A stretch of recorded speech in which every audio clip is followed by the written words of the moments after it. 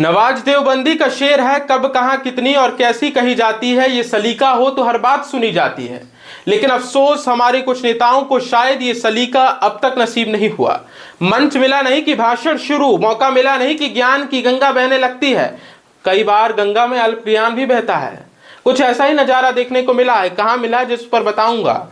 जहां जनता बैठी थी कलाकारों का प्रदर्शन सुनने और देखने के लिए। माहौल संस्कृति का था, मंच कला का था, लेकिन जैसे ही संस्कृति मंत्री को माइक मिला कार्यक्रम की दिशा बदल गई।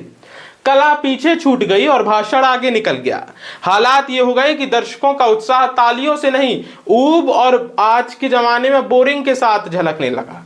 कार्यक्रम के बीच में लोगों ने हूटिंग शुरू कर दी, उठकर जाने लगे। तो आखिर यह घटना कहां हुई, किस कार्यक्रम में हुई और कौन है वो संस्कृति मंत्री जिनके भाषण ने माहौल की दिशा ही बदल दी?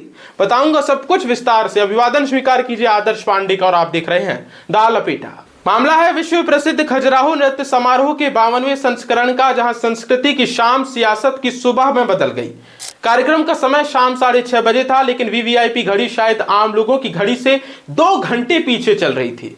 इंतजार करते करते दर्शकों का धैर्य क्रोध में बदल गया। संयम के अंतिम चरण में जैसे तैसे मुख्यमंत्री डॉक्टर मोहन यादव का वर्चुअल संबोधन शांति से हो पाया, लेकिन जैसे ही प्रदेश के संस्कृति मंत्री धर्मेंद्र सिंह लोधी को माइक मिला, माइक संभाला, हालात बदल गए। कला की कदरदानों को चाहिए था कथक, भरतनाट्यम, ओडिसी, मगर मंच से बरसने लगा भाषण का अनवरत मानसून।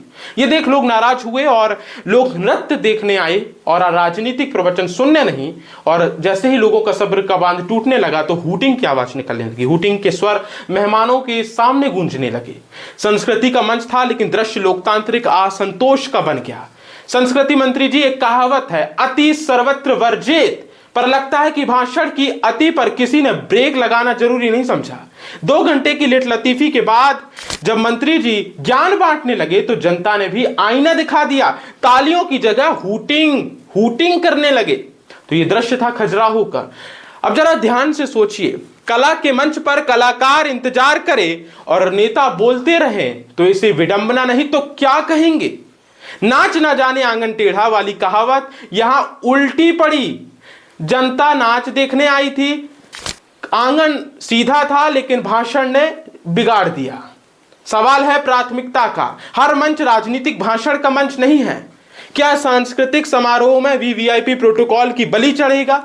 लोकतंत्र में जनता ही असली निर्णायक होती है, और जब दर्शक असंतोष जता रहे तो उसे हल्के में लेना भूल होगी। संस्कृति का अर्थ सिर्फ विभाग नहीं, संवेदनशीलता भी है मंत्री जी।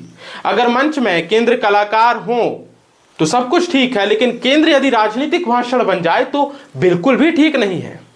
आखिरकार ये राजनीतिक भाषण और भाषण की आपकी शैली, आपकी विद्या, आपकी कला दिखाइए, पर संस्कृति मंच पर नहीं, राजनीतिक सभाओं में। मंत्री जी, तभी आपसे कहा गया कि कब कहां कैसे क्या बोलना है। ये आपके अंदर सलीका हो तो हर बात सुनी जाती है। ये नवाज देवबंदी का जो शेर है ये आपके लिए ही रखा गया था।